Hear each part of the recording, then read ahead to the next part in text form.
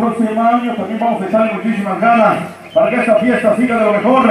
Gracias al presidente municipal, gracias a todo su cabildo, como siempre, es a Baltasar Rosicha, ya vemos desde la entrada, hombre, nueva imagen, se está pavimentando, echándole ganas como siempre. Vamos a echarle ganas para que este hermoso pueblo se vea de lo mejor. Amables amigos, se le falta la iluminación por las calles, vamos a gestionar, vamos a trabajar sobre eso. Hombre, a Baltasar Rosicha se tiene que ver de lo mejor. Amables amigos, ¡ea! ¡Y arriba, paisano! Vamos a ver la siguiente la siguiente jugada, amables amigos, de Reyes de Jalisco.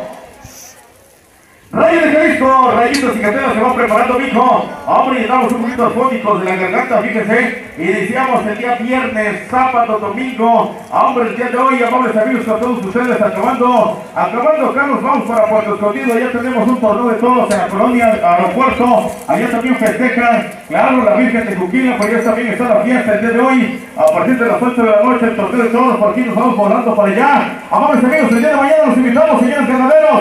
Torneo de toros allá en Hidalgo, Tututepec, por allá nos vemos. A partir de las 5 de la tarde, mañana, lunes y martes, seguimos el caripeo. ¡Vamos! ¡Ya está el toro! ¡Ándale, Rayito de Cicatela! ¡Vaya a marcarnos son caliente, muchachos de la banda! ¡Suena bonito y dice!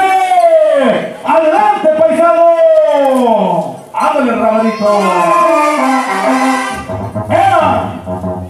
¡Eso decía son caripellero!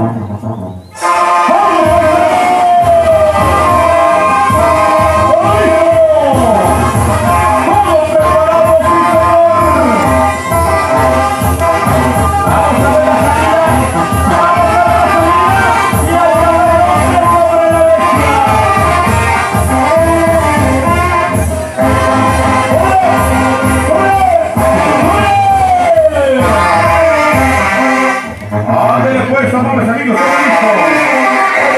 Vamos a ver la leña maciza.